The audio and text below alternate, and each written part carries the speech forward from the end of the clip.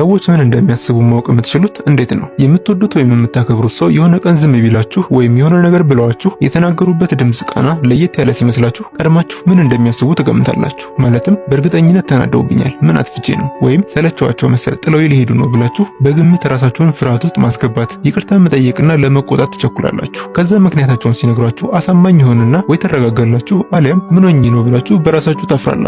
የሰዎችን አይምሮ ለማንበብ አትሞክሩ። ምን እንደሚያስቡ ለማወቅ አሰምፕሽን ብሬከር ቴክኒክን ተጠቀሙ። ሁለት ስቴፕ ሲኖረው መጀመሪያ እነሱ ላይ ያስተዋላችሁትን ባህሪ መናገር፣ ከዛ ምንም ዙሪያ ጠምጠም ሳትሄዱ ምን እንደሆኑ ዳይሬክትሊ መጠየቅ። ለምሳሌ ጓደኛችሁ ያለ ወትሮ ሳይደውልና ስልክ ሳይነሳ ቢተኛ ቁጣና ጭንቀት ውስጥ ከመግባታችሁ በፊት ያ ሰው ምን እንዳሳለፈ ስለማታውቁ ያለ ምክንያት እንደዚህ አያደርግም ብላችሁ ፖዚቲቭ በመሆን ራሳችሁን ማረጋጋት። ከዛ በሚቀጥለው ቀን በትህትና ትላንት ደውዬልህ ስልክህ አይነሳም ምን ሆነ ነው ብላችሁ እንዲያስረዷችሁ እድሉን መጀመሪያ መስጠት ማለት ነው። ምክንያታቸው ማሳመኑ አለማሳመኑ ሌላ ጉዳይ ስለሆነ ከዛ በኋላ ትወስናላችሁ። ይህን ቴክኒክ መተግበር ቀላል አይደለም፣ ግን ራሳችሁን ስታሰምሩትና ስሜታችሁን መቆጣጠር ስትችሉ በሰዎች ፊት ምን አይነት ሰው እንደሚያደርጋችሁ ታውቃላችሁ።